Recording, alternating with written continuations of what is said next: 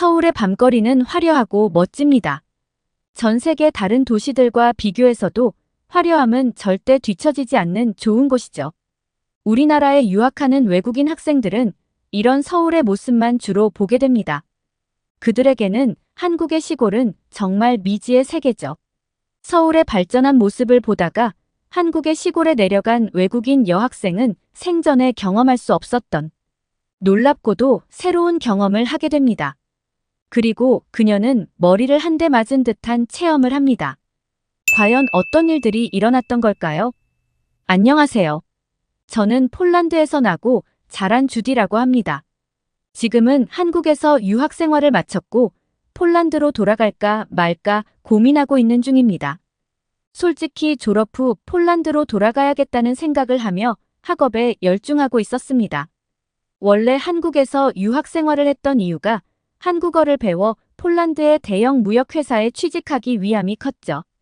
그러던 중에 작년 여름방학 때 제 확고했던 생각이 조금 틀어지는 계기가 있었습니다. 그 일 이후로 지금 저는 한국에 남아있을지 원래 계획대로 폴란드로 돌아갈지 고민을 할 정도죠. 그때를 회상해보면 여름방학이 시작된 어느 평범한 날이었습니다. 저는 그동안 방학 때가 되면 당연히 폴란드로 돌아가 휴식을 취하고 오곤 했죠.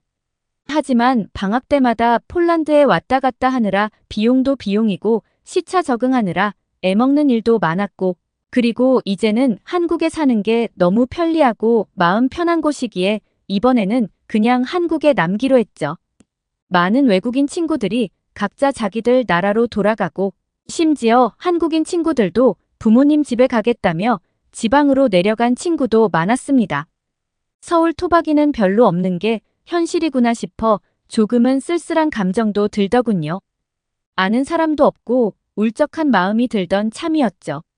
그때 제 절친한 친구가 자기 고향이 경상북도 영천인데 서울에서 혼자 할 거 없으면 며칠만이라도 시골 구경하다 올래 하며 저에게 제안을 주었던 겁니다. 그 말을 듣자마자 한국의 도시 풍경만 봤지 시골 풍경은 한 번도 못 봤네라는 생각이 들면서 호기심이 생기더라고요.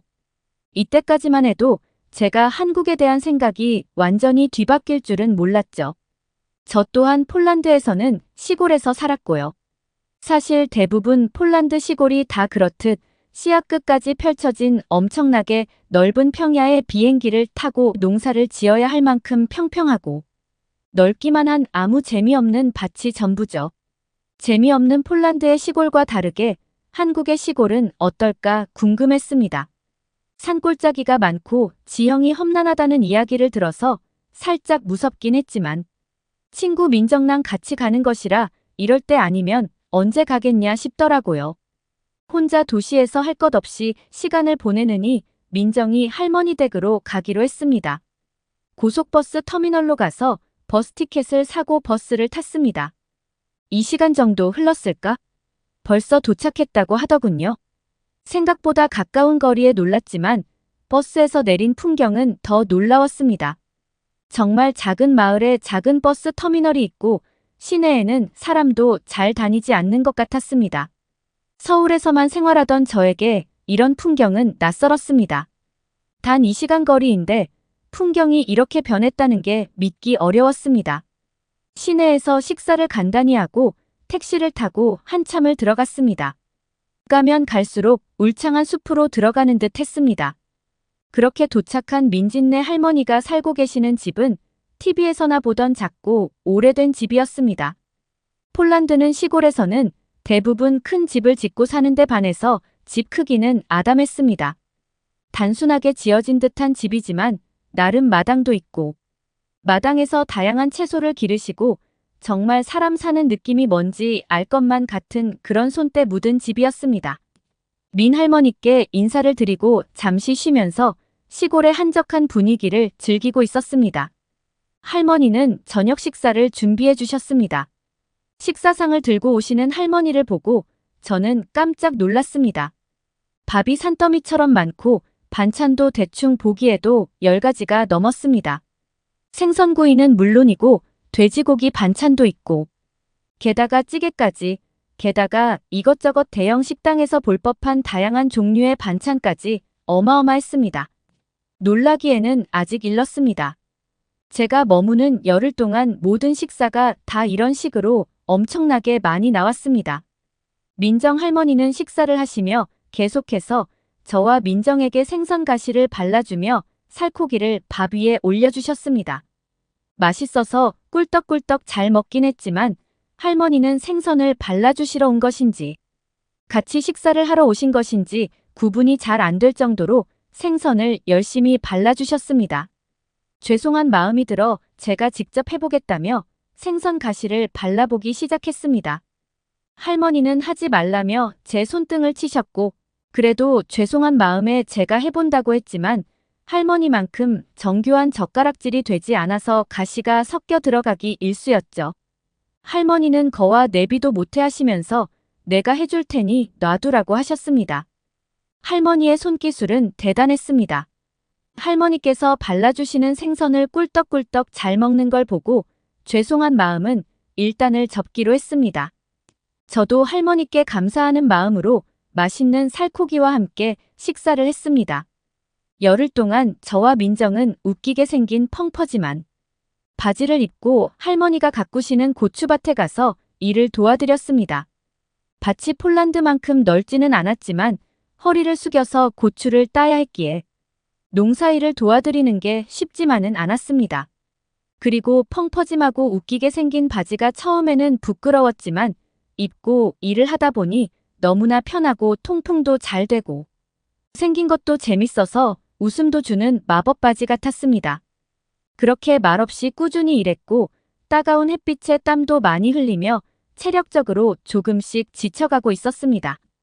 심지어 점심에 그렇게나 많이 먹었던 음식들이 모두 소화되고 이제는 허기지기까지 했습니다. 그러던 찰나 옆밭에서 일하시는 할머니께서 밥상을 머리에 지시고 오시는 게 아니겠어요? 혹시 간식거리인가 하는 기대감에 그 할머니와 눈이 마주쳤습니다. 할머니는 새참 먹고요라며 저와 민정을 부르셨습니다. 저랑 민정은 어떻게 이런 타이밍에 하며 신이 나서 새참을 먹으러 갔습니다. 새참이 뭐야라고 하는 질문에 할머니랑 민정는 깔깔 웃으며 일하다 중간에 쉬면서 먹는 간식 같은 거라고 하더군요. 간식이라고 하기에는 아무리 봐도 아침에 먹었던 식사같이 푸짐했습니다. 그리고 막걸리가 사발과 함께 상위에 올라가 있었습니다. 저도 서울에서 막걸리를 접해볼 기회가 있어서 한두 번 마셔본 적이 있는데 당시에는 냄새도 너무 강하고 많이 취하는 것 같지 않아서 즐겨 먹던 술은 아니라 먹지 않으려고 했습니다. 할머니들이 저와 민정에게 막걸리 말아주래 하면서 컵인지 밥그릇인지 애매하게 생긴 사발이라는 것에 막걸리를 따라주시더라고요. 아니 막걸리를 말아주셨습니다.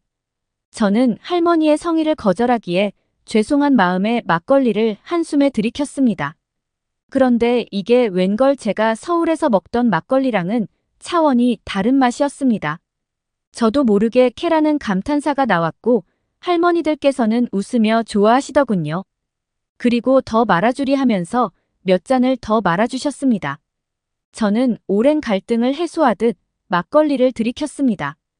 그리고 정신을 차려보니 민정네 할머니 집 천장이 눈앞에 보이는 게 아니겠어요?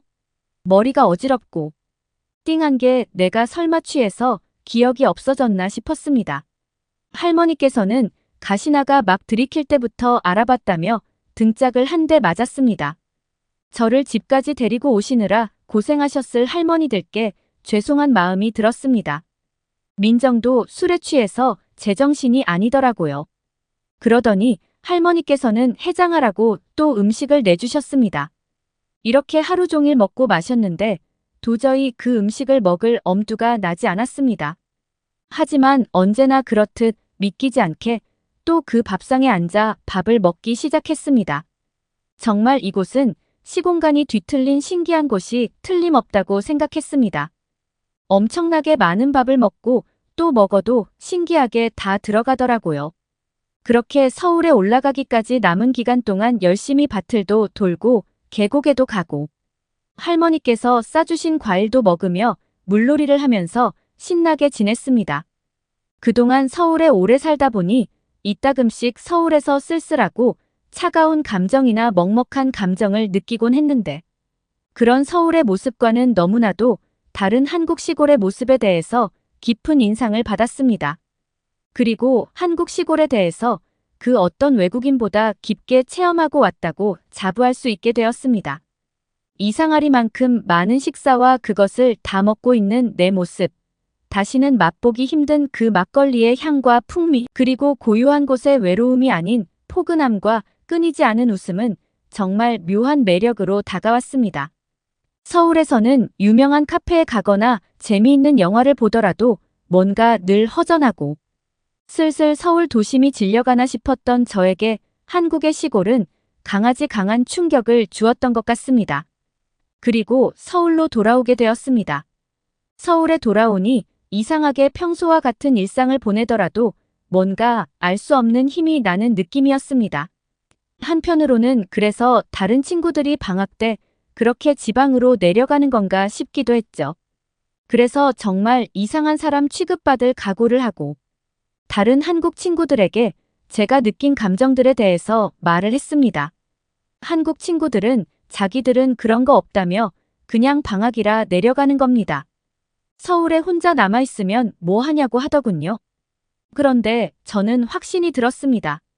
한국 친구들은 이미 고향에서 얻어오는 힐링이 일상이 되어서 마음 편한 곳에서 재충전해 온다는 걸 못 느낀다고 말이죠.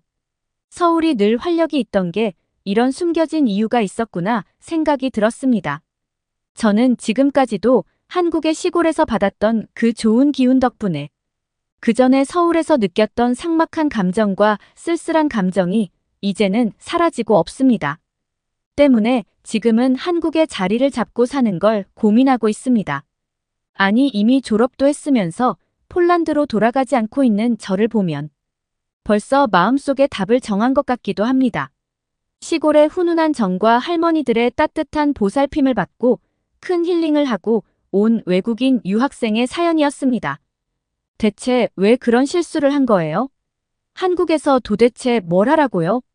여기 러시아 체육회의 실수로 인해 어쩔 수 없이 한국을 방문한 러시아 쇼트트랙 선수들이 인천공항 입구에서 서성이고 있습니다. 계획된 한국 방문이 아니었던 듯 피로에 지친 선수들의 표정은 너무나 좋지 않아 보이는데요. 그런데 갑자기 뜬금없는 비명소리와 함께 한 선수가 동료 선수들을 불러 모으기 시작합니다. 동료의 부름에 모여든 선수들은 이내 무언가를 마주하더니 눈이 휘둥그레지며 당황한 기색이 역력한데요. 과연 러시아 쇼트트랙 선수들은 인천공항에서 무슨 일을 겪은 것일까요? 안녕하세요. 저는 러시아에 단 3명밖에 없는 청소년 쇼트트랙 팀의 현장 코치로 활동하고 있는 페르샤라고 합니다. 얼마 전 일본으로의 전지 훈련을 계획했었던 저는 러시아 체육회에 어처구니 없는 실수로 일본이 아닌 한국을 방문하고 말았는데요. 러시아 체육회는 예산이 부족하다는 이유로 비행기 티켓 구매의 일정을 계속해서 미뤘고 결국 표가 전부 매진되어 버려 어쩔 수 없이 한국행 티켓을 구매했다는 통보를 전했습니다. 일본에서의 여행과 훈련을 기대했던 청소년 선수들은 굉장한 무력감에 빠졌고 저는 어쩔 수 없이 선수들을 설득해 비행기 표가 아까우니 한국을 가보기라도 해보자는 제안을 했는데요. 하지만 저는 그때까지도 이번 우연한 한국행이 저희 팀 전체의 운명을 바꾸게 될 것이라고는 전혀 생각하지 못했습니다. 약 2주 뒤 저는 선수들과 함께 한국에 도착했고 새벽 시간에 도착한 피로감 때문에 일단은 공항 근처의 게스트하우스에서 잠을 자고 다음날 일정을 계획하기로 했는데요. 다음날 잠에서 깬 선수들은 여전히 한국에 온 것에 불만이 많았고 저는 어쨌든 선수들을 설득해 밥이라도 먹자며 공항 근처의 송도라는 도시로 가보기로 했습니다. 저는 송도로 가기 위해 선수들을 한 번에 태울 수 있는 교통수단들을 알아보기 시작했지만 처음 방문한 한국이라 정확한 이동 방법을 알아내는 것이 굉장히 어려웠고 어쩔 수 없이 호텔 프론트에 도움을 요청했는데요. 사실 러시아에서는 호텔 프론트에 택시를 요청하면 아무런 말 없이 택시 비용을 3배 이상 청구하거나 관광객의 짐을 들고 도망쳐버리는 경우가 많기에 저는 한국도 비슷하겠지라는 생각으로 선수들에게 절대 택시 안에서 눈을 감지 말고 정신을 차리고 있으라고 했습니다. 그런데 약 30분 뒤 입구로 나와달라는 한국인 호텔리어분의 요청에 호텔 입구로 나감. 저와 선수들은 눈을 의심할 수밖에 없었는데요. 그곳에는 전혀 택시처럼 보이지 않는 엄청난 크기의 비싸 보이는 승합차가 대기하고 있었기 때문입니다. 저는 역시나 한국 호텔 측이 일부러 비싼 택시를 불러 돈을 뜯어내려고 하는구나라는 생각에 화가 나고 말았고 바로 앞에 있던 프론트에 다가가 저게 대체 뭐냐며 속지 않는다는 화를 내고 말았습니다. 그런데 저희 표정을 살피던 호텔리어분은 뜬금없이 저건 택시와 비슷함, 콜벤이라는 이해할 수 없는 말과 함께 모든 비용은 택시와 동일하고 짐도 더 많이 실을 수 있으니 걱정하지 말라는 설명을 하기 시작했는데요. 한국인 호텔리어분의 표정은 차분함 그 자체였고 저는 어떻게 저런 고급 택시가 존재할 수 있냐며 이해를 하지 못했습니다. 사실 러시아의 택시기사는 과거 전과가 있는 범죄자들이 운영을 하는 경우가 매우 많기에 안전하지 못한 것은 물론 엄두가 나지 않는 비싼 이용요금도 택시의 이용을 꺼리는 주요 원인이었는데 어째서인지 한국은 더욱 저렴한 비용으로 고급 택시인 콜벤의 이용이 가능했는데요. 청소년 선수들도 한국의 콜벤이라는 택시를 보더니 이게 진짜 택시냐면서 자기들끼리 환호성을 질렀고 저에게 다가와 일본보다 한국이 더 부자처럼 보이는 선진국인 것 같다면서 저의 승인도 없이 자기들끼리 먼저 콜벤에 올라타더군요. 그러나 실제로 처음 이용해본 콜벤이라는 택시는 너무나 아늑하고 쾌적했습니다. 택시 기사분께서는 공항 근처의 택시들은 짐이 많은 관광객을 우려해서 대부분이 콜벤으로 운영되고 있다는 친절한 설명을 해주었고 저는 관광객의 편의를 굉장히 신경 쓰는 한국의 모습에 색다른 충격을 받고 말았죠. 사실 전지 훈련을 몇 번 경험했던 일본에서는 택시 비용이 하루의 호텔 비용과 맞먹을 정도로 비싼 것은 물론 택시의 내부에서 담배 냄새가 나거나 제대로 청소가 되어 있지 않은 경우가 많아 실망스러웠는데 한국은 더 큰 크기의 콜벤 택시였음에도 내부가 쾌적한 것은 물론 좌석마다 휴대폰을 충전할 수 있는 콘센트까지 설치되어 있었습니다. 아시아에서는 그래도 일본이 선진국이라고 알고 있던 저는 택시 내부가 마치 영화관처럼 구성되어 있는 한국의 콜벤 택시에 큰 충격을 받았고 심지어 일본보다 비용이 더욱 저렴하다는 사실은 한국이 얼마나 돈이 많은 나라이길래 이게 가능할까라는 생각이 들 정도였죠. 그런데 콜벤을 타고 이동하던 중 저는 창문 밖으로 보이는 한국의 도시 풍경에 기겁하고 말았는데요. 사실 일본에서는 중심 도시인 도쿄를 제외하고는 도시 전체가 대부분 너무나 낙후되어 있고 낡아 있다는 느낌을 많이 받았는데 어째서인지 송도라는 도시는 일본과는 비교도 되지 않을 정도로 크고 높은 건물들이 즐비했고 심지어 정말 영화에 나오는 것 같은 신기한 건물들도 꽤나 많이 보였습니다. 송도의 중심으로 이동할수록 선수들도 한국인들은 전부 저런 곳에 사는 거냐며 일본과는 너무 다른데라며 똑같은 말을 반복했고 그건 저 또한 마찬가지의 생각이었죠. 그 후 콜벤 기사님에게 너무나 저렴한 비용을 지급하고 송도의 중심 공원에 도착한 저와 선수들은 콜벤에서 내리자마자 눈앞에 펼쳐진 광경을 믿을 수가 없었는데요. 엄청나게 큰 강을 중심으로 양쪽에는 굉장히 비싸 보이는 건물들이 자리 잡고 있었고 심지어 강의 중심에는 구명조끼를 입은 한국인들이 여유롭게 수상 레포츠를 즐기고 있었기 때문입니다. 일반적으로 러시아에서는 운동시설이 너무나 부족해서 고작 해봐야 도시에 있는 헬스장을 가는 것이 전부인데 놀랍게도 한국은 도심 한복판에서 수상 레포츠를 즐길 수 있을 정도로 도시가 발달되어 있었고 이는 미국에서도 보지 못한 엄청난 도시 인프라였죠. 거주지에서 10분 내로 백화점과 대형 쇼핑몰, 심지어는 수상 레포츠까지 이용이 가능했던 한국의 도시 인프라는 지금껏 일본에서의 불편한 전지 훈련을 경험해왔던 저와 선수들에게는 엄청난 충격이었고, 바로 그때부터 선수들도 이제 더는 한국행에 대한 불만을 드러내지 않았습니다. 그런데 선수들과 함께 담소를 나누며 도시를 구경하던 중 저는 굉장히 이상한 건물을 발견하게 되었는데요. 현대 아웃렛이라고 적혀있던 그곳은 처음에는 이름만 보고 단순 쇼핑몰이라고 생각했는데 입구 건너편으로 보이는 모습은 전혀 쇼핑몰의 모습처럼 보이지 않았습니다. 입구 건너편의 통로에는 굉장히 비싼 명품 브랜드 매장들이 양쪽으로 밀집되어 운영되고 있었고, 심지어 너무나 놀라웠던 사실은 쇼핑몰 중앙에 공원이 설치되어 있어 그 주변으로 한국인들이 커피를 마시며 노트북으로 업무를 하고 있었기 때문인데요. 마치 야외에 있는 백화점처럼 보이는 그곳에 저는 곧바로 선수들을 설득해 아웃렛 내부로 들어가 보자고 했고, 실제로 처음 경험한 한국의 야외 쇼핑몰은 충격 그 자체였습니다. 러시아에서는 고작 해봐야 답답한 건물에 마트 시설과 쇼핑몰이 합쳐져 있는 것이 전부인데, 한국의 야외 쇼핑몰은 수많은 사람들이 자유롭게 거리를 걸어다니며 쇼핑도 하고 야외에서 커피도 마시고 있었는데요. 특히 너무나 신기했던 것은 매장 내부와 외부 할 것 없이 아웃렛 건물 전체가 상당히 쾌적하게 관리되고 있었다는 사실입니다.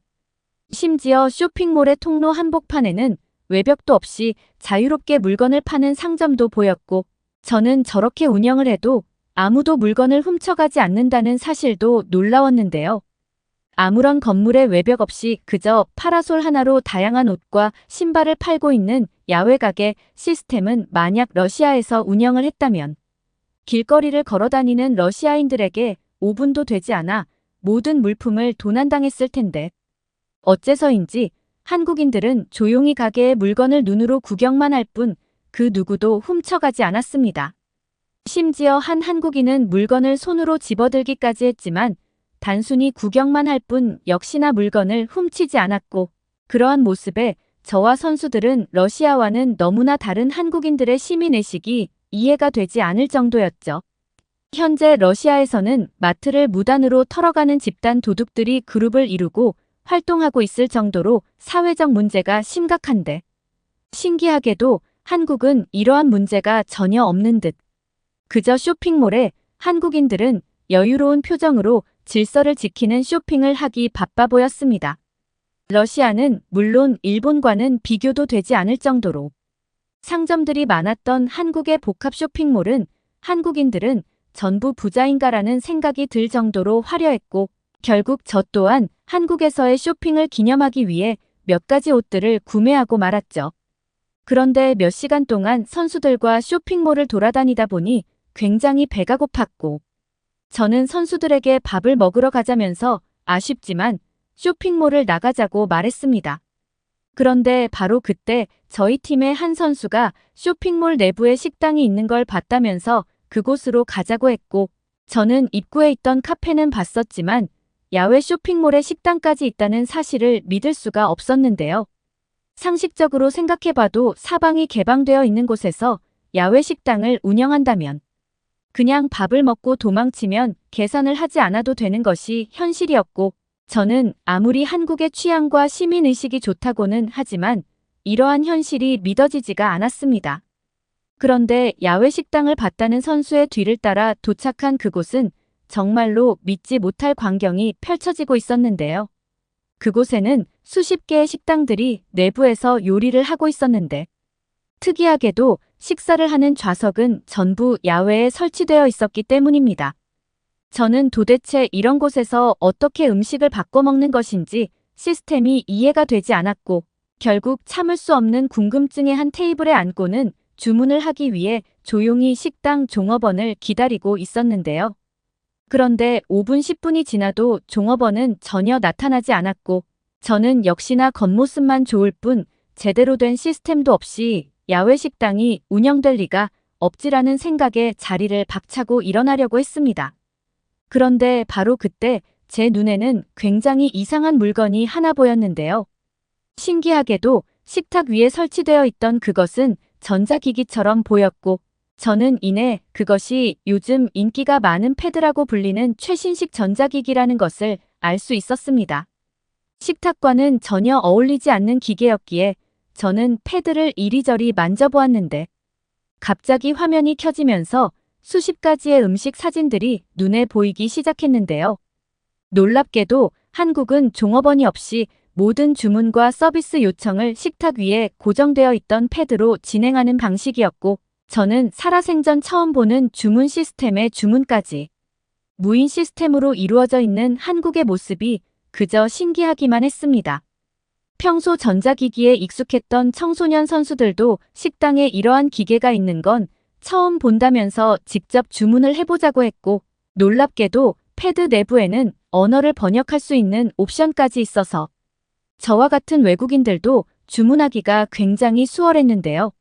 얼마 전 경험했었던 일본에서는 종업원이 오지 않아 무려 1시간이 넘게 기다린 뒤에 주문을 할 수 있었는데 한국은 이러한 불필요한 시간이 낭비되는 경우가 없었고 그저 자리에 앉아 패드로 주문을 하기만 하면 음식을 가져다주는 너무나 편한 시스템이었죠. 그런데 제가 더욱 신기했던 것은 그러한 고가의 패드를 그 누구도 분해해서 훔쳐가지 않았다는 사실입니다. 앞서 계속 느꼈던 것이지만 한국에서는 도둑이라는 존재 자체를 모르는 듯 모든 생활 편의시설이 무인과 디지털로 구성되어 있었고 저는 이러한 한국의 모습에 한국인들은 이렇게 마음 편하게 살고 있었구나라는 생각이 들기도 했습니다. 사실 러시아에서는 아직도 야외 카페 테라스에 앉아 커피를 마시고 있으면 아무런 말 없이 커피를 훔쳐가는 사람들이 제법 있는데 한국은 이러한 사람들조차도 전혀 볼 수가 없었어요. 한국인들의 높은 시민의식이 있으니 무인과 디지털로 이루어진 생활 편의시설은 더더욱 발전한 것 같아. 저는 이내 한국이 선진국인 이유가 기술보다는 한국인들의 높은 선진, 시민의식이 있었기에 가능했다는 사실을 깨닫고 말았습니다. 또한 선수들과 함께 단체로 식사를 하는 경우가 많아 항상 주문에 혼선이 있었는데 한국은 패드를 이용한 무인 주문을 하니 주문이 꼬일 염려도 없었고 차분하게 주문을 할 수 있어서 너무나 편하더군요. 쇼핑부터 식사까지 한국은 모든 것이 편리함 그 자체였고 그래서 그런지 별로 피로감도 느껴지지 않아서 선수들도 편안한 여행이 가능했습니다. 한국에 오기 전에는 왜 일본이 아닌 한국으로 가야 되냐며 불만이 많았던 선수들도 이제는 자신들이 스스로 한국의 유명 관광지는 어디 있는지 검색하는 단계에 이르렀고 저는 그러한 모습을 보며 한국에 정말 잘 왔다는 뿌듯함이 느껴졌죠. 식사를 마친 선수들은 쇼핑몰을 나오자마자 한국의 수도인 서울에 더욱 신기한 볼거리가 많다면서 서울로 가자고 했고 저 또한 선수들의 제안을 승인해 저희 팀 전체는 서울로 향하게 되었습니다. 하지만 서울로 가기까지 저는 또 버스나 택시를 타야 된다면 너무나 필요할 것 같았고 그래서 그런지 서울 관광이 살짝 고민이 되더군요. 그런데 역시나 한국의 놀라움은 여기서 끝나지 않았습니다. 믿을 수 없게도 한국은 송도와 서울 두 도시가 지하철로 연결이 되어 있었기 때문인데요. 러시아에서는 외곽 도시로 이동할 때에는 무조건 오랜 시간이 걸리는 기차를 타야 되거나 비싼 비용을 주고 택시를 타야만 했는데 놀랍게도 한국은 그저 몇 번의 지하철 환승으로 곧바로 서울로 가는 것이 가능했고 시간도 그렇게 오래 걸리지는 않았습니다. 선수들과 함께 탑승한 한국의 지하철에서도 역시나 선진국 시스템은 끝나지 않았죠. 지하철 내부에는 러시아에서는 절대 볼 수 없고 존재하지도 않는 고가의 내부 에어컨이 계속해서 가동되고 있었고 심지어는 지하철 위쪽으로는 짐을 넣을 수 있는 칸까지 마련되어 있어서 짐이 많은 저와 선수들에게는 기적에 가까운 편리함이었습니다. 그저 별것 아닌 진칸이라는 아이디어라고 생각할 수 있지만 아직도 러시아에서는 지하철은 물론 기차의 상용화까지 제대로 이루어지지 않아 불편한 것이 대부분인데 한국은 교통수단의 인프라가 고도로 발달되어서 그런지 교통수단 전체가 쾌적했죠. 특히 러시아와 더욱 비교되었던 것은 지하철이 운행되던 도중 한 번도 멈추지 않았다는 사실입니다. 일반적으로 러시아의 지하철은 제대로 전력 수급이 이루어지지 않아 운행 도중 몇 번이나 멈추는 경우가 많아 약속 시각이 완전히 흐트러지는 상황이 많은데 한국은 놀랍게도 단 한 번도 지하철이 멈추지 않았고 심지어 휴대폰 어플에 나오는 도착 시각과 10초의 오차도 나지 않았죠. 말 그대로 한국에서는 약속 시각을 제대로 지킬 수 있는 편리한 교통수단이 운영되고 있었다는 사실이며 이것은 곧 사람들의 시간을 절약시켜준다는 선진국적인 의미가 있었습니다. 그 후 서울역에 도착한 저와 선수들은 마음먹고 서울을 구경하기 위해 일주일 동안의 계획을 새롭게 짜기 시작했고 그러던 중 저에게는 뒤늦게 일본행 항공권을 구했다는 러시아 체육부의 전화가 오게 되었죠. 하지만 이미 일본이라는 나라는 완전히 잊고 한국에 푹 빠진 저는 이제 더는 일본은 필요 없다는 말과 함께 한국에서의 일주일 전지 훈련을 제안했고 러시아 체육부는 당황한 반응을 보이며 무슨 일이 생긴 것이냐며 난리를 치기 시작했습니다. 한국에서의 여행을 제대로 즐기고 싶었던 저는 전화기에 배터리까지 분리했고 남은 일주일 동안의 한국 여행을 제대로 즐기기 위해 지금은 선수들과 함께 서울역 근처의 호텔에서 쉬고 있는데요. 단순한 실수에서 시작된 한국행이었지만 저에게는 숨겨져 있던 보물 같은 나라 선진국 한국을 알게 해준 일생일대의 실수였고 저는 내일부터 시작될 선수들과의 한국 여행을 부푼 마음으로 기다리고 있습니다. 한국이라는 나라는 이미 오래전부터 각종 선진국들 사이에서도 의료체계 부분에 있어서는 독보적이라고 할 정도로 상당히 세분화된 각종 의료 기술들의 발전을 이루어 왔습니다. 그리고 아직 많이 알려지지는 않았지만 한국이 주도하는 화상 치료 기술은 각국 의학 관계자들이 직접 기술을 보고 배우기 위해 주기적으로 방문할 정도로 다른 그 어떠한 나라들보다 한국의 화상 치료는 독보적인데요. 오늘 소개해드릴 사연은 어렸을 적 심각한 화상 피해를 입은 딸의 피부 치료를 위해 모든 방법을 동원해 보았지만 결국 모든 것을 포기하고 한국으로 오게 된 한 호주인 여성의 놀라운 사연입니다. 그녀는 아주 우연치 않게 이웃 아주머니의 조언을 듣고 한국의 한 화상 전문 병원을 방문했다가 그만 눈물을 흘리고 말았다고 하는데요. 과연 그녀와 딸에게는 무슨 일이 있었던 것일까요? 안녕하세요. 저는 호주에서 태어나고 자란 10살 딸 아이의 엄마 델루나라고 합니다. 저에게는 정말 눈에 넣어도 아프지 않을 정도로 저만의 소중한 요정 딸 아이가 있는데요. 지금 학교를 다니며 공부를 하고 있는 저희 딸 해라는 것으로는 아주 평범해 보이지만 남들이 알 수 없는 숨겨진 비밀이 하나 있습니다. 해라는 어렸을 때부터 일반적인 여자아이들이 노는 것과는 다르게 남자아이들처럼 장난감을 가지고 놀거나 친구들과 함께 밖에서 수시간이 넘도록 흙과 돌을 이용해 장난을 치고 뛰어다니며 자랄 정도로 어렸을 때부터 매우 거친 놀이를 좋아한 명랑한 아이였어요.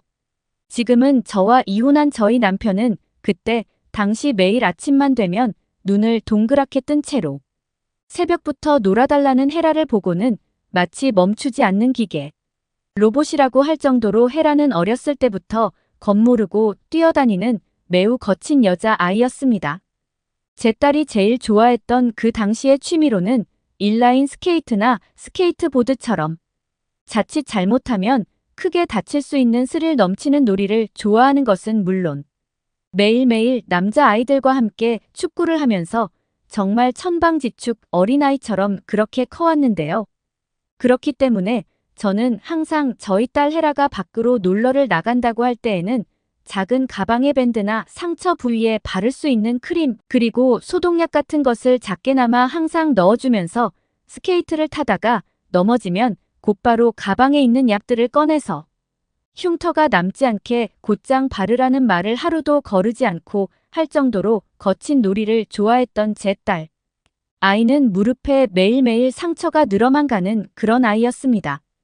아마도 축구나 스케이트보드처럼 인도에 넘어지면 상처가 날 수밖에 없는 그런 놀이를 주로 했기에 저희 헤라의 무릎에는 어렸을 때부터 매일매일 밴드가 붙어져 있던 모습이 아직도 저희 기억 속에 남아있네요.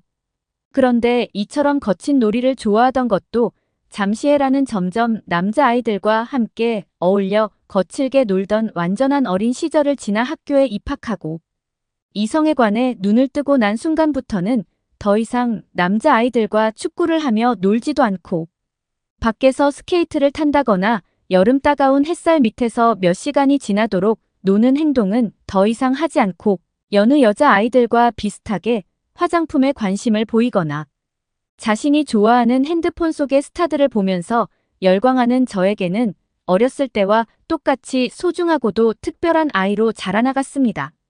그런데 어느 날 헤라의 초등학교 졸업식 전날 헤라와 함께 새롭게 가게 될 학교의 준비물을 사고 집에서 같이 졸업식에 맞는 옷을 고르고 있었는데 헤라가 저한테 물었습니다.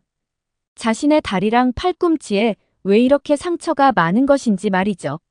저는 그저 헤라가 그것에 대한 스트레스를 받고 있구나까지는 생각하지 못한 채 그건 헤라가 어렸을 때부터 너무 장난을 많이 쳐서 자연스럽게 생긴 일종의 자랑스러운 훈장 같은 것이란다라고 말을 해주었고 그러한 작은 흉터들은 시간이 지날수록 조금씩 옅어질 것이고 또 큰 흉터들은 나중에 성인이 돼서 충분히 없어질 수 있으니 걱정 안 해도 된다는 말을 해주었습니다.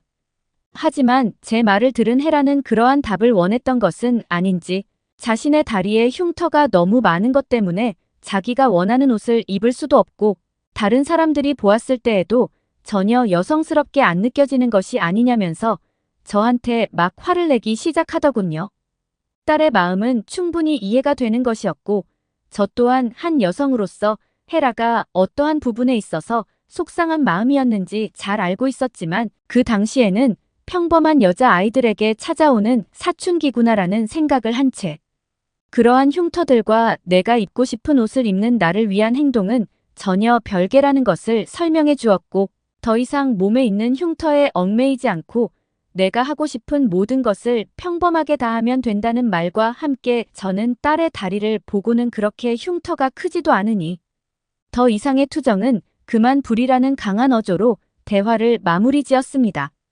헤라는 이내 아무 말도 하지 않았고 모든 짐을 정리한 뒤에는 자신의 방에 들어가 다음 날 아침 등교 시간이 되기까지 단 한 번도 나오지 않았고 그렇게 저와 헤라는 그런 사소한 대화의 문제 그리고 서로가 가지고 있는 생각의 차이 때문에 점점 멀어져만 갔습니다. 그렇게 헤라가 새로운 등급의 학교에 가게 된 지 약 한 달의 시간이 지났을 때 저는 여느 때와 다름없이 회사에 출근해 평범한 일상의 업무들을 보고 있었는데 그날은 왜인지 모르게 일이 너무나 늦게 지연되며 저뿐만 아니라 회사팀 전체가 야근을 하게 되는 상황이 발생해 버렸어요. 저는 남편과 이혼을 한 상태였기에 제가 야근을 하게 되어 늦게 들어가는 날은 꼭 그 전날 집에 있는 비상용 저금통에 저녁을 사 먹을 수 있는 돈을 넣어두고는 헤라에게 제가 늦게 온다면 이 돈으로 저녁을 먹고 있으라는 저희만의 규칙이 있었는데 그날은 너무나 갑작스럽게 생겨버린 야근 일정이라 돈을 전혀 놔두고 오지 못한 것이 마음에 걸렸습니다. 저는 헤라에게 야근으로 늦어질 것 같다는 말을 해주면서 혹시나 남아있는 용돈이 있다면 그것으로 저녁을 사 먹고 있으라는 짧은 문자를 헤라의 핸드폰에 남겨두었지만 헤라는 저의 야근이 모두 마무리될 때까지 아무런 답이 없더군요. 그렇게 저는 늦은 시간이 되어서야 집으로 돌아가고 있었는데 갑자기 제 핸드폰으로 전화가 왔습니다. 전화는 저희 집 근처 응급센터에서 온 것이었고 수화기 너머의 응급실 관계자는 저희 딸 헤라가 요리를 하던 중 허벅지 쪽에 뜨거운 기름을 전부 쏟아버리면서 접촉성 화상을 입게 되었다는 말과 함께 응급구조사가 구호자로 함께 있으며 병원 응급실의 주소를 알려주면서 저보고 빨리 오라는 충격적인 전화였습니다. 저는 아무것도 생각할 겨를 없이 응급실로 달려가기 시작했고 병원에 도착하자마자 헤라의 상태를 본 저는 눈물을 흘릴 수밖에 없었어요. 그 작은 아이는 아프다는 말도 하지 않은 채로 자신의 허벅지만을 쳐다보고 있었고 제가 들어오는 것을 본 응급실 의사는 화상 부위는 빠르게 잡아내어 심각한 단계로까지 진행되지는 않았으나 화상 치료가 모두 진정된 뒤에 흉터는 아마도 크게 남을 것이고 일종의 트라우마로 자리 잡을 수 있다는 말까지 해주시면서 응급실의 일일 치료 비용은 다소 고액으로 책정되기 때문에 어떠한 추가 치료도 할 수 없는. 지금은 일단 퇴원을 하고 주기적으로 병원을 방문해 화상 치료를 받으라는 조언을 해주었습니다. 헤라는 저에게 너무나 배고파서 집에 있는 채소들로 요리를 하려고 했다가 화상을 입었다는 말을 해주면서 다른 날들과는 다르게 자신은 괜찮으니 걱정하지 말라는 듯한 의젓한 모습을 보여주었고, 저는 이 상황이 저녁 비용을 놔두고 오지 않은 저의 실수 때문에 발생된 것 같아서 그저 눈물만 흘린 채 헤라를 꼭 안아주었습니다. 하지만 바로 그날이 헤라와 저의 불행이 본격적으로 시작되는 날일 것이라고는 전혀 생각지도 못한 채 말이죠. 헤라는 점점 쾌활하고 명랑하게 지내오던 원래 모습과는 다르게 어째서인지 자꾸만 집 밖으로 나가려 하지 않았고, 학교가 끝나고는 꼭 또래 친구들과 함께 번화가를 놀고 왔었는데 어느 날부터는 이러한 모든 외부 활동을 하지 않으면서 그저 집에서 시간을 보내는 날이 점점 길어져만 갔기 때문입니다. 헤라는 저에게 자신의 몸에 안 그래도 흉터가 많은 사람이라고 학교에서 놀림을 당하고 있는데, 이제는 허벅지 부위에 크게 남아있는 화상의 흉터는 자기의 자존감을 계속 낮추고 있다면서 저에게 흉터를 없앨 수 있는 무슨 수라도 내보라면서 매일매일 화를 냈어요. 저도 피부의 치료를 도와주고 싶어서 인근 병원에 방문해 헤라의 상태를 말하고 조언을 들었지만, 그때마다 저를 대했던 호주의 의사들은 기본적인 화상 치료 자체도 이미 큰 비용이 들어가는데 그것이 모두 완료된 뒤에 흉터 치료는 상상할 수 없을 정도의 많은 비용이 동반되고, 또 흉터를 완전히 지우기 위한 재생 전문 치료는 현재 호주에서 제대로 수행할 수 있는 병원조차 있지 않기 때문에 일상생활에 지장이 없는 흉터는 그저 포기하라는 청천벽력과도 같은 말만을 해주었습니다. 저 또한 처음 헤라의 응급실 치료 비용으로 엄청나게 많은 비용을 이미 사용한 상태였기 때문에 헤라의 흉터가 저 때문에 발생한 것 같은 좋지 않은 우울감과 제 딸을 슬프게 만들었다는 사실은 헤라뿐만이 아닌 저까지도 제 마음의 흉터를 점점 크게 만들어 나갔어요. 저는 제가 살고 있는 도시를 떠나 멀리 있는 병원에까지 헤라의 흉터를 지울 수 있는지 상담을 하고 다녔지만 그때마다 레이저를 이용한 재생 치료에 말도 안 되는 비용은 저의 행동을 자꾸만 멈추게 만들었고, 저는 점점 나쁜 엄마가 되는 것 같았습니다. 그리고 헤라는 이제 아예 학교마저 가지 않으려는 태도를 보이면서 이제는 매일 아침 헤라의 얼굴을 보기도 힘든 나날이 이어져 나갔어요. 그런데 어느 날 제가 살고 있던 주택 옆으로 한 한국인 가족이 이사를 오게 되었는데, 처음으로 이사를 온 날 그 한국인 가족들은 저희 집으로 찾아와 한국의 전통 음식인 떡을 주면서 케이크와 비슷하니 한번 먹어보라는 말과 함께 앞으로 같은 동네 주민으로서 잘 지내자는 감사한 말을 해주었습니다. 그렇게 집과 회사에서도 힘든 상황을 겪고 있던 저는 그 한국인 가족들과 점점 친해지게 되었고, 왜인지 모르게 놀아도 학교가 아닌 바로 집 옆에 한국인 가족들과는 그럭저럭 자연스럽게 지내면서 평소 한국에 관해 궁금했던 점을 그 가족들에게 물어보면서 한국인 가족들을 만나는 날에는 꼭 자기의 방문을 열고 직접 나와주었기에 저는 그 한국인 가족들에게 너무나 감사한 나날이 이어졌지. 그러던 어느 날 저는 옆집의 한국인 가족에게 헤라의 어려운 상황을 털어놓게 되었는데, 제 상황을 가만히 듣고 있던 한국인 가족의 친구는 자신들이 조만간 한국의 명절을 보내기 위해 한국으로 돌아갈 것 같은데 그때 같이 한국에 있는 화상과 흉터의 전문 치료병원을 가보는 것이 어떻겠냐는 조언을 해주었고, 그렇게 저는 약 3주 뒤 회사에 오랜 시간을 보낼 수 있는 분기 휴가를 신청한 책 저희 딸애라. 그리고 그 한국인 가족과 함께 인생 처음으로 한국에 가게 되었습니다. 밖으로 나오기 싫어했던 헤라는 흉터 치료를 위해 한국에 가는 것이라는 말을 해주니 조금 고민을 하는 듯 했지만 이내 무엇을 준비하면 되냐면서 무언가 기대감에 부푼 듯한 모습을 보이기도 했어요. 처음 도착한 한국은 제가 살던 호주와는 또 다른 매력을 가진 도시였고 저를 너무 설레게 만들어 주었지만 저는 딸의 흉터 상담을 목적으로 한국을 방문한 것이었기 때문에 이내 마음을 접고 그 한국인 가족과 곧바로 미리 알아놓은 흉터 전문 치료병원으로 달려가기 시작했습니다. 아직도 기억이 생생하게 남아있네요. 그 병원은 서울의 엄청난 빌딩 숲들 사이에 있는 병원이었는데 이미 그 병원에 들어갔을 때 저희 딸 헤라보다 더욱 넓은 면적의 흉터를 가진 아이들이나 성인들이 엄청나게 많이 모여 있었고 저는 왜인지 모르게 이 병원이라면 호주에서보다는 더욱 효과적으로 치료를 할 수 있지 않을까 하는 생각이 들었어요. 그리고 영어를 엄청나게 잘했던 그 한국인 의사분은 다소 영어에 약한 저에게 헤라의 상태는 현재 일상생활에는 문제가 없을 정도로 피부가 많이 재생된 것은 맞지만 청소년기의 아이들이 쉽게 트라우마를 느낄 수 있는 흉터를 치료하는 것에는 피부 이식 과정을 꼭 진행해야 될 것 같다는 말과 함께 이러한 피부 이식 치료 과정은 시간이 상당히 많이 소요되기에 저한테 괜찮냐고 물어보더군요.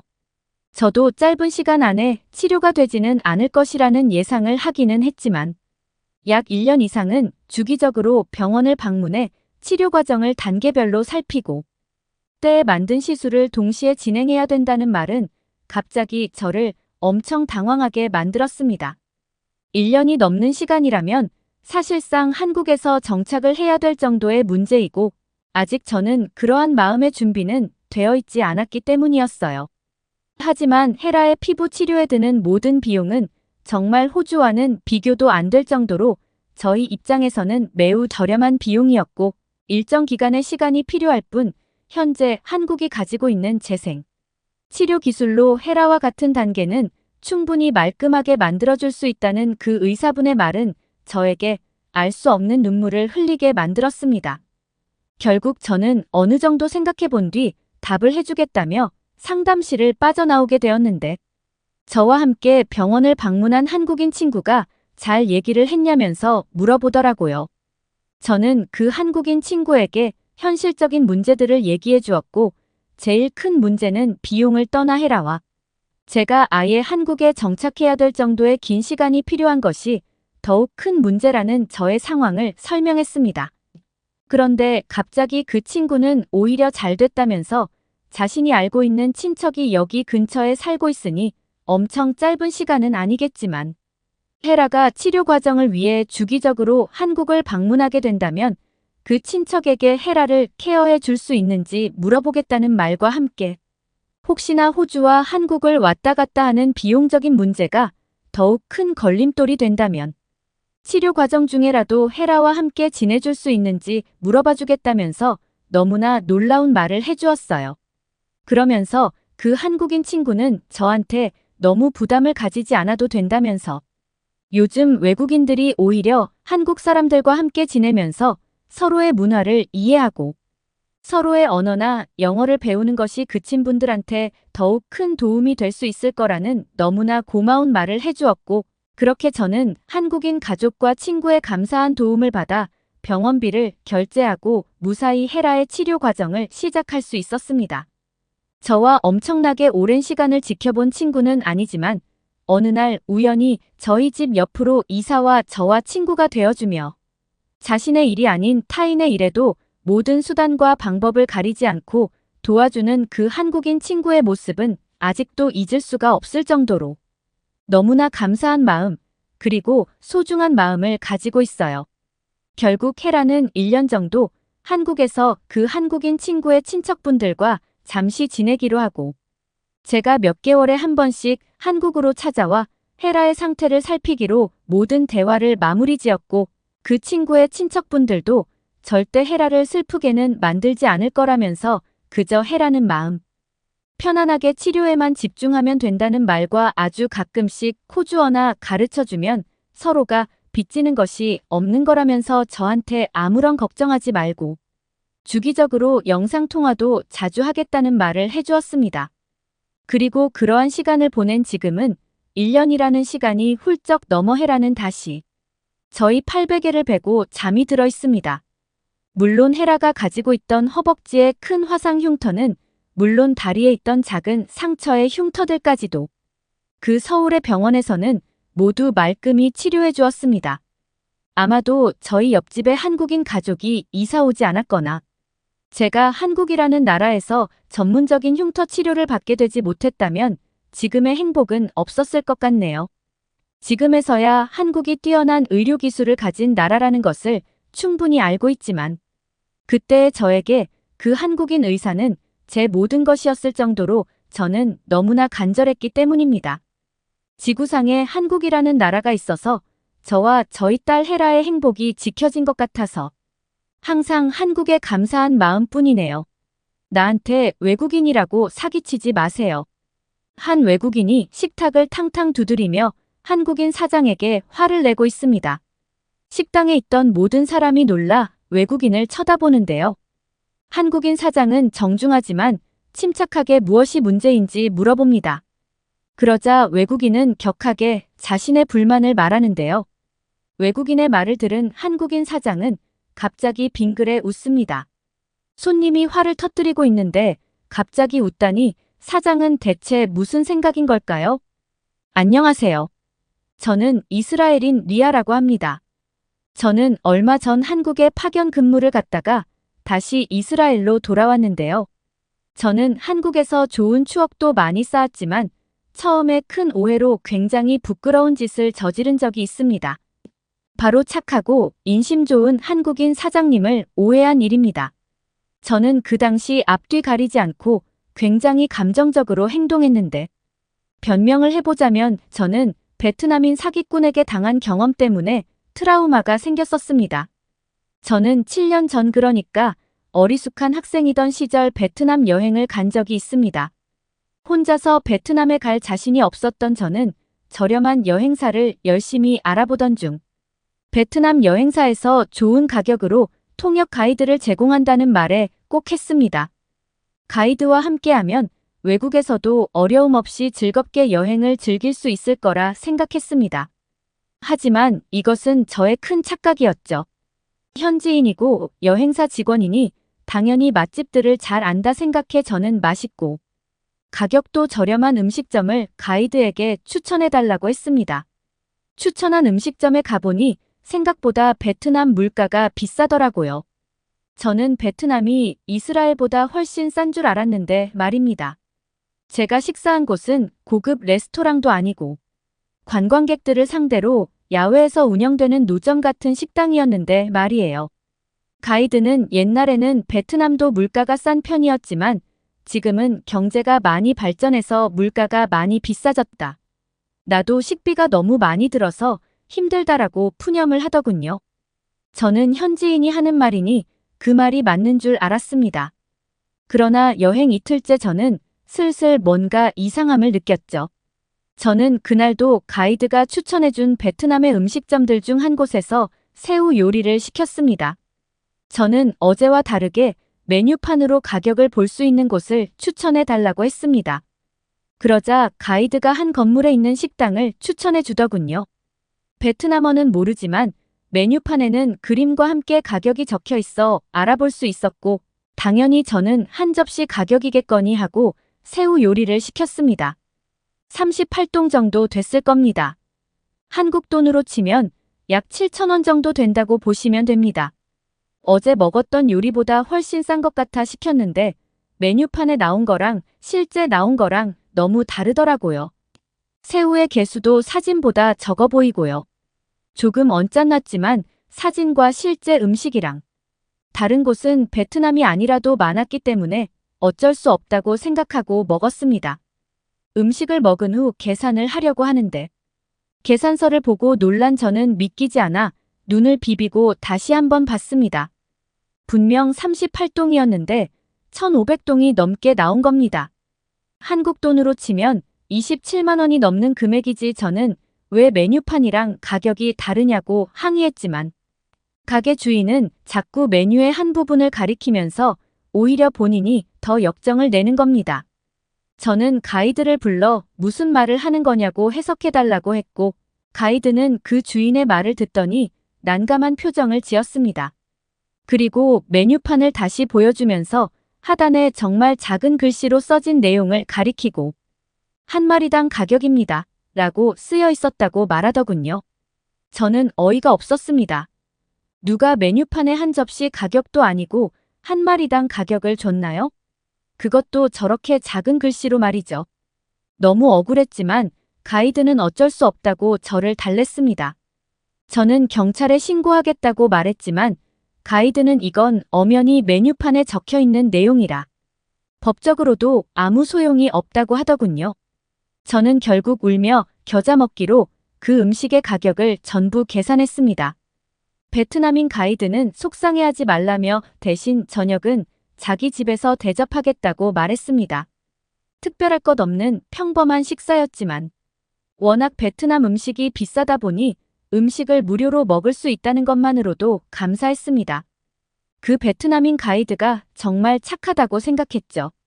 그렇게 2박 3일 날의 일정을 끝내고 저는 이스라엘로 돌아갔습니다. 그리고 몇 달 뒤 저는 학교 후 베트남의 바가지 논란에 대한 기사를 읽고 있었는데요. 그런데 기사를 읽으면 읽을수록 뭔가 이상했습니다. 바가지를 씌운 식당이 왠지 제가 갔던 식당 같다는 생각이 들더군요. 치킨 요리의 가격, 식당의 위치, 요리의 종류까지 모두 일치했고 피해자가 겪었던 일도 저랑 똑같았습니다. 시에서 조사한 내용에 따르면 관광객들을 상대로 사기를 치던 이 음식점은 메뉴판이 2개였다고 합니다. 현재의 메뉴판과 관광객용 메뉴판을 다르게 만든 것이죠. 똑같은 새우 요리라도 현지인에게는 한 접시에 38동, 관광객에게는 한 마리에 38동으로 팔았습니다. 하지만 충격적인 내용은 여기서 끝나지 않았습니다. 바로 공범이 있었던 것이죠. 여행사는 현지인 가이드를 이용해 맛있는 식당을 추천해주겠다고 한 뒤 바가지를 씌우는 식당들로 유도했고 일이 성공하면 세금을 받고 있었다고 합니다. 저는 순간 손이 부들부들 떨렸습니다. 저는 아닐 거야, 절대 아닐 거야 하는 마음과 함께 여행사에 문의를 해보려고 했습니다. 그런데 여행사는 제가 여러 번 전화를 걸어도 받지 않았고 홈페이지도 없어져 있었습니다. 저는 그제야 제가 그 베트남인 가이드한테 완전히 속았다는 것을 인정했습니다. 기사를 좀 더 검색해 본 결과 처벌받은 여행사는 제가 이용한 그 여행사가 맞더군요. 저는 다시는 여행사를 믿지 않겠다고 마음먹었고 인간에 대한 불신이 강해졌습니다. 그리고 세월이 흘러 저는 또 아시아의 다른 나라에 가게 되었습니다. 바로 한국이죠. 학교를 졸업한 저는 회사원이 됐는데요. 저희 회사는 한국 지사를 세울 준비를 하고 있었기 때문에 저보고 해외에 파견을 갔으면 좋겠다고 넌지시 계속 어필해 오더군요. 그리고 파견을 다녀오고 나면 좋은 대우와 승진은 보장되어 있을 거라고 유혹해 왔습니다. 회사에 인정받고 싶은 욕구가 강했던 저는 거절할 이유가 없다고 생각했습니다. 저의 확고한 의사를 듣자 회사에서는 내년 예정이라며 그때까지 주변 정리 잘하고 준비할 거 있으면 미리 준비하라고 말하더군요. 베트남 때문에 트라우마가 생긴 저는 다시는 저번처럼 당하지 않기 위해 이 악물고 한국어를 공부했습니다. 저는 제가 언어를 아예 몰랐기 때문에 이런 일을 당했다 생각했거든요. 공부한 기간은 고작 5개월 정도였지만 한국인 선생님하고 매일 1시간씩 화상으로 공부하는 시간을 공부했죠. 물론 아직도 모르는 한국어 단어가 많았지만 그래서 짧은 문장으로라도 저희 주장을 밝힐 수 있는 수준은 되었습니다. 저는 선생님에게 가게 주인이 손님한테 터무니없는 값을 지불하게 하는 걸 한국어로 뭐라고 하냐고 물어봤고 한국어 선생님은 바가지라는 단어를 알려주더군요. 저는 다른 건 몰라도 바가지 씌우지 마세요라는 말은 확실히 배웠습니다. 그리고 마침내 대한민국 인천공항에 도착한 저는 바로 버스를 타고 서울로 향했는데요. 원래대로라면 공항에 마중 나온 직원이 있어야 했지만 공항에 오는 중 가벼운 접촉사고를 당했다고 메신저로 연락이 오더군요. 저는 괜찮다고 말하며 저 스스로 찾아갈 수 있으며 잘 해결되길 바란다고 말했습니다. 직원이 알려준 대로 공항버스를 타고 서울에 도착한 저는 택시를 타고 회사에서 마련해준 집에 제 짐을 내려놓았습니다. 짐을 내려놓고 정리하다 보니 배가 출출했습니다. 저는 바깥으로 나가 근처 음식점에 들어갔는데요. 그 당시 저는 음식점에서 훈제 오리고기 정식이라는 메뉴를 시켰는데 이미 베트남 때문에 불신이 생긴 저는 점원에게 물어봤습니다. 고기 하나가 18,000원인 거 아니죠? 여기 하나가 18,000원인 거 맞아요? 거기 하나가 18,000원이냐고요. 설마 우리 고기 한정 가격을 말씀하시는 건가요? 정원은 황당하다는 듯이 말했지만 저는 거듭해서 물어봤고 정확하게 한 접시의 가격이란 확답을 받았습니다. 저는 이번에는 사기꾼들한테 안 당하겠지 하고 안도의 한숨을 쉬었습니다. 그런데 좀 이상한 겁니다. 분명 오리고기 한 접시가 나온다고 했는데 갑자기 오리고기가 아닌 다른 메뉴들도 엄청 나오는 겁니다. 무료상에 차려진 접시만 12접시였습니다. 저는 혹시 점원이 착각했나 싶어 이 요리들은 제가 시킨 게 아니라고 정중하게 말했습니다. 하지만 점원은 훈제 오리고기 정식을 시키신 게 아니냐고 물어보셨고 저는 맞다고 했습니다. 그럼 맞네요. 잘못 들린 게 아닌 것 같습니다. 그 말을 듣자 저는 혼란스러웠지만 이내 곧 분노가 치솟아 올랐습니다. 이 사람들이 저한테 방아지를 씌우려고 일부러 많은 음식을 내줬구나라는 생각이 들었죠. 저는 아시아 사람들을 바가지 씌우는 수법이 보통이 아니라고 혀를 내둘렀습니다. 한 마리당 가격으로 바가지 씌우는 게 통하지 않으니 시키지도 않은 음식을 내줘서 일부러 비싼 가격을 치르게 만들려는 듯 했습니다. 저는 당장 사장을 불러오라고 말했고 사장이 저에게 달려와 무슨 일이냐고 물었습니다. 저는 사장에게 불쾌감을 드러내며 당신이 속이려고 해도 아무 소용이 없을 거다라고 말했습니다. 사장은 뭔가 오해가 있는 것 같다면서 어떤 부분이 불편하셨냐고 묻더군요. 바가지를 세워놓고 태어난 자태에 기가 찬 저는 소리를 지르면서 따졌습니다. 내가 주문하지 않은 음식이 있어요. 바가지 씌우지 마세요. 그런데 사장은 저의 말을 듣더니 빙그레 웃는 겁니다. 저는 이 사람이 미쳤나 어떤 사람이 들키고도 저렇게 뻔뻔한가 싶었습니다. 하지만 그 다음 사장의 말을 듣고 저는 깜짝 놀랐습니다. 이건 반찬입니다. 돈을 내시는 음식이 아니에요. 이 반찬들은 원래 그 메뉴를 시키시면 무료로 나오는 거예요. 사장은 혹시라도 제가 못 알아들을까봐 반찬을 가리키며 영어로 노머니, 프리푸드라고 말하며 거듭 말해줬습니다.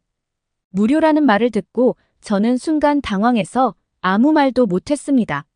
저는 반찬 가격을 따로 내지 않아도 된다는 것을 이해하고 사장과 점원에게 정중하게 사과했습니다.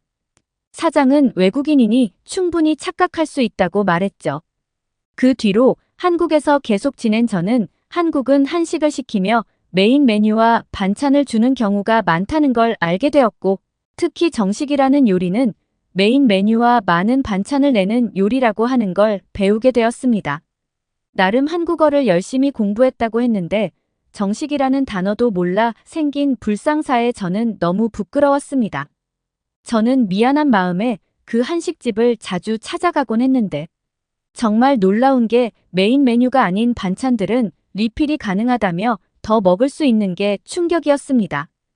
같은 아시아인인데 베트남인은 남을 등쳐먹으려고 하고 한국인은 넉넉한 인심이 있는 게 어쩜 이렇게 다를까 싶었습니다. 여러분은 저처럼 실수하지 말고 조심하시길 바랍니다. 오늘의 이야기는 여기까지입니다. 끝까지 시청해주셔서 감사합니다.